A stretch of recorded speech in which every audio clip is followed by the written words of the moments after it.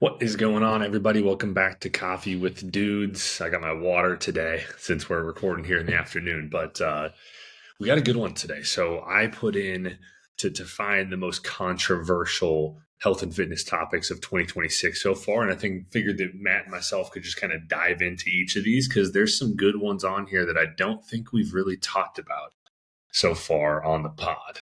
And so, first off, Matt, how's it going, brother?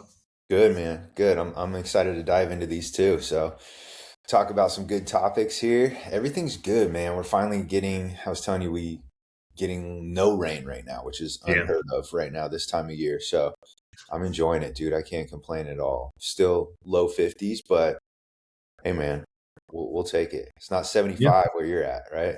Yeah, it's beautiful here, nice and sunny. We did get some rain actually last week for a few days, got Oh, poured yeah. on.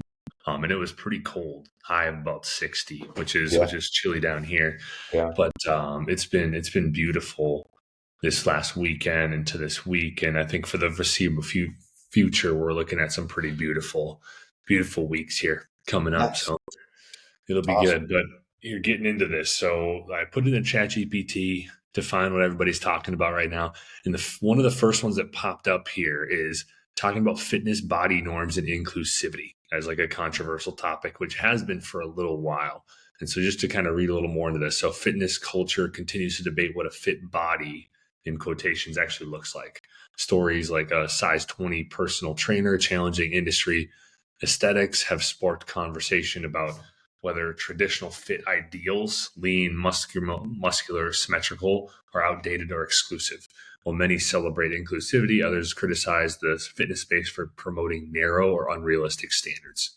What is your thoughts on this? That's a good one, man. Like it's always like a I say for like a lot of people, it can be like a sensitive topic, right? Like, but if you strip all of the emotions away from it, it's one of those things where like I feel that health and fitness should definitely be inclusive to all. And which, by the way, if you're physically able, then you're included in that group, right? Like, um, and you're going to see all different shapes, sizes, right? We're all different. However, when people use that to like say that they're unable to do something because of XYZ, because of, you know, I think it's all relative. And I think most people will sometimes use things as an excuse as to why they can't do things or why they're excluded from this topic or things like that. And I think it's just I don't think people are doing it intentionally. I think it's just excuse driven that's probably been, plant that seed's probably been planted for a long time through subconsciously going through life and that's their common tendency is to make excuses for things or to blame things or to be this is only for that certain type. So then you'll see things like where somebody could look phenomenal with an amazing body and like people will want to label that as like being obsessive or something, right? And then you have it on the other side of the spectrum too where somebody's like they'll somebody says they're big and beautiful and then somebody else is like, well, no, you're fat, you're out of shape, you're overweight, that's disgusting, right? So it's always like people are always going to have their opinions no matter what, but I like to look at it by stripping away all the emotional attachments to it. Like, so if you're the bigger person, put yourself in the other person's shoes, right? If you're super ripped, shredded, and you're looking and like fat shaming people, like put yourself in their shoes too. And it helps you get different perspective, I think, if you do that. Now, with that being said, I think one of the things that is non-negotiable in that is that if you are carrying around an excessive amount of body fat on your body, it's absolutely unhealthy, right? That's just natural facts. Same thing if you're super ripped and lean, right? And like almost let's just call it obsessive, or you're in the competing stage of, like getting ready to step on stage, you're like razor thin and you're super shredded. That's not healthy either, right? So I think when you go too far on either side of the spectrum, neither one is going to be beneficial. But I think challenging ourselves to remove any and all judgment from it is should be first and foremost, and just if that is challenging for you, like to put yourself in the other person's shoes, are they, whether they're making excuses or not, but just come from a different point of understanding, I think is the biggest thing. But yeah, there's so many different angles on this. It's a good topic, man. What do you Yeah. think? Yeah, I mean, at the end of the day, like whatever people want to do and think and believe, they can do, right? Yeah, It's like yeah, it's up to you. I do. My mind went directly to what you just said, though, when I thought about this, to where it's like, okay, if we're like glorifying like somebody who's like really big and out of shape, like that could make it so that people that are in that same boat and not healthy maybe can just think it's okay to stay there, which it is, like if right. that's what you Yeah, want, right? but yeah. but then again, like it understanding like what is going on under the hood on Hmm. that side, and also like you said, on like I think about myself when I was going crazy and really low percent body fat, and doing 2 a days in the gym, and not eating any fat because I thought that that was going to make me fat. Right. That kind of thing, I was not healthy either, right? So it's like both sides are not healthy, and then in between there's this large amount of space where somebody could be a little bit technically overweight but also be like very healthy, like Yeah. have great health markers, and like their lifestyle, and like the way that they're living, and at the end of the day, that's kind of what it comes down to. Is like I think that if we're sitting here and like making people pull models and having people look up to a body type that is just purely unhealthy, that could be a bad thing for other folks, right? Thinking that it's Exactly. okay to be, which it, not saying it isn't, but like just that it's going to be healthy to be that way. I think maybe like understanding that it's okay to be in any situation you are, but that like if like healthy in like that is not the same Right. thing. Yeah. I'm trying to think of like the best way to put that. Yeah, I I don't know know. exactly what It's you're saying. Yeah. definitely a tough topic, and it's something that it's really been only over the last 5 years that it's become that, because in the past it was just always these like super skinny people that were the models, and some of that too is unrealistic as Yeah. well. Like it's we look up to people glorify, compare themselves, and that could just make it harder for a lot of folks too. Like I know I've struggled a lot with the comparison thing, and like comparing myself to certain people. And it's like, oh, I don't Yeah. know what their lifestyle looks like. I don't know what their obligations are, their work life. It's they can have all this time to like to dedicate to that. And truly, I don't want to. I don't want to dedicate all this time to it. I'm happy being like in decent shape and dedicating the amount of time I do throughout the week to health, fitness, nutrition. Yeah, exactly. I think it's just, for me, I think the easiest way to look at it is, first and foremost, like be a good person. Don't be putting anybody down, right? Especially if you're doing it purposely with like ill intent. I get it if it's subconscious and you're not necessarily like making fun, but sometimes like the verbiage that we say can hold weight for people and like it can affect them. And so we might be, unintentionally, being mean to somebody or making them feel a certain way, which to your point was like, there's like you have to like dance this fine line, right? Like you don't want to be disrespectful to people, and I think there's a way to go about doing it. I think it's shedding light on either way on the spectrum, whether one side or the other. Anytime you're on those extremes, they should definitely be temporary, right? It's okay to be like overweight, you went through some stuff, you're learning to deal and cope with stress, and that your way and mechanism of that was eating your feelings away, right? So you that's your current state. However, that doesn't have to be your end all be all, right? So I think people that are still staying there and using that as an excuse because that's easier to do that, you're going to go wrong that way. And then on the other side, people who are like you and I have just gone, super obsessive, want to stay lean year round, like want to be shredded, like that's not healthy either. And so if you find yourself on either one of those sides, usually you have an adjustment to make somewhere, right? Because it's not Yeah. sustainable. So, regardless of what side you're on, um, and I would say in the process too, like do your best to not point your finger at the other side, because those two extremes oftentimes tend to want to point the finger to the other side, right? Like, so if Yeah. I'm on the heavy set side, I want to look over to the people that are super shredded, and I'll think of everything that I possibly can to put them down to make myself feel better, right? Yeah. Oh, they're super obsessed, like they're into this too much, and nobody should ever be that dedicated to health if it's not that serious, right? Et cetera, et cetera. And then the same thing, who that person is looking over across at the fat person and going like, well, you have no dedication, you have no discipline, like you eat your emotions away and blah, blah, blah. So it's just like you have these two conflicting battles where neither one of them's right. But I think if you find yourself in either one of those boats, that should be like a light bulb moment of like, oh, okay, yeah, I have some work to do here. I can do some improvement. I can have some self control and change my current circumstance. It doesn't have to be like this or continue to be like this.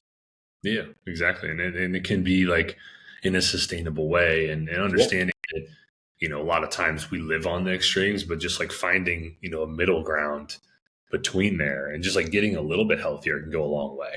Just even making some choices, going on a walk every day, eating a little bit more quality foods goes a long way. And then on the other side of the spectrum, just like eating a little bit more and taking a little bit less of your exercise, like you'll feel a lot better too. Because I know, like when I was on the extreme side of the coin, I did not feel good at all. At a Hmm. certain point, my body was just run down. I wasn't making any progress in the gym. I just thought that the more, it's like, okay, well then I got to do more, and then I got to do more, and then you just get hurt. You have injuries come up, stuff like that. So really not a great place to be.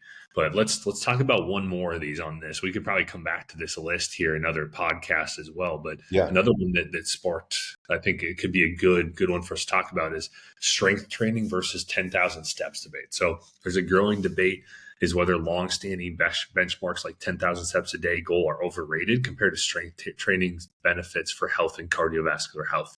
A prominent cardiologist recently argued that 10,000 steps may not be the best universal target, and that strength work could provide more meaningful health improvements, challenging a widely accepted fitness rule. So this is a good one. We've talked about this a lot on the podcast as far as just like steps and strength training, but I don't think we've talked about this debate, because I honestly didn't realize this was even a debate right now.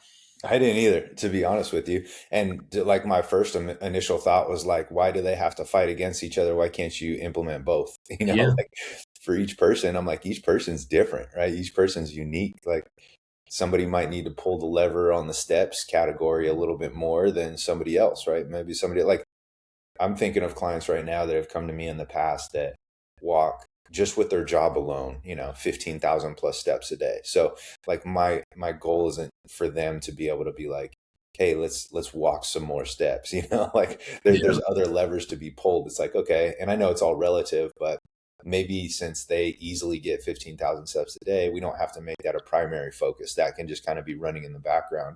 Whereas we can give our other thoughts, energy, dedication to things like nutrition, and in this case, strength training, right? And a lot of times those people aren't strength training. So it's like they're not building any of that, like we talk about expensive tissue, that valuable tissue, that muscle tissue. So resistance training, strength training is going to be something that they want to implement and put more focus and time on, or should, yeah. if it's in that kind of unique scenario. No, I agree, and it's one of those things where like I think that it's just that it's talking about like that 10,000 step a day goal, right? It's just been a long-standing thing, but it's really an arbitrary number that somebody probably just came up to, because like, what, if somebody's walking 10,000 steps a day, there's not a lot of bad things that can happen, but you can kind of adjust that to whatever you want it to be. Like wherever you are in your journey, even if it's like, if it was 7,000 steps a day, it'd still be a damn good number to hit. But, I think that balance of like both for sure. I'm a huge, like right now, my goal is to just go on a walk every day and then get 3 full body workouts in a week. Like that's Yeah. just my goal. And it's like that combination of them, and you feel good. Like I think that the benefits of strength training for sure, like building muscle is connected to longevity. Like the more muscle you have on your body, the longer life you will have. Your body is going to also burn more calories at rest, so you are naturally going to be able to keep your physique easier, right? It's just like you're going to be able to have more leeway with snacks and like alcoholic beverages, like being able to enjoy more things. Like there's a lot of benefits there. But then on the step side of things, I think there's a lot more benefits than when they play in. If we're talking about cardiovascular health, sure, there's a lot of benefits there, but you're not really taxing your system necessarily walking, right? It's just like, okay, we're burning calories in a way that doesn't tax the system. right? It's just burning calories that way. But I think there's like mental benefits to it. You can multitask. You can listen to like beneficial podcasts. You can also just like get away from phones and get away from, you know, like screens for 30 minutes, 45 minutes, whatever it is. It can be like good for mental health to get out in nature, depending on where you're walking, like in the trees, in the woods, like in calm places. Like so, yeah, I think it's a silly debate in my eyes, because it's like you said, there's people that probably could use a little more of the strength side of things. Like they're all on cardio, they're all on like hit and different stuff like that. And then there's the people that it's like, oh, I'm just straight strength training 6 days a week and I don't walk at all. Yeah. Which yeah, so I think it's a dumb debate, honestly. It is, it really is. But it's funny, like I guess this is a real topic that people argue about, or like say which one's better, this one versus that one, or where should you spend your time? And the answer is it really depends, right? Like it depends on the individual. There's no like, I think in the binary world that we live in, people want to know, well, what's the right answer? It's like, well, the right answer for you might not be the right answer for somebody else, So it's like being able to self-assess or get a coach and like have these open conversations to really dive in to see where you're at, because both can be used simultaneously. Both can one can only be used and made the priority for a while, and then you can switch over to the other. And so it's just kind of like, it totally depends on your scenario and your goals, what you're looking to do, the experience that you've had, and where you want to go. Like most importantly, like given your current circumstance, what are you looking to do? Because those are always super important. So Yeah, no, they're huge. And let us know here on this one. This is a good one for if you do enjoy this, like comment. What is your thoughts on that? 10,000 steps versus strength training. Where do you fall in the spectrum of both of those? And also, like, what do you think about like the debate on body, on like the body image type of, or not even the body image, just like the kind of the body inclusive norms, like where we should be there. So we hope you enjoy this one. Kind of a fun one here, something we haven't done in a while. So we appreciate you. Every week we're dropping podcasts on Wednesday at 6 a.m. Pacific time. So make sure that you subscribe so you don't miss future pods. Otherwise, we appreciate you every single day watching. Talk to you soon.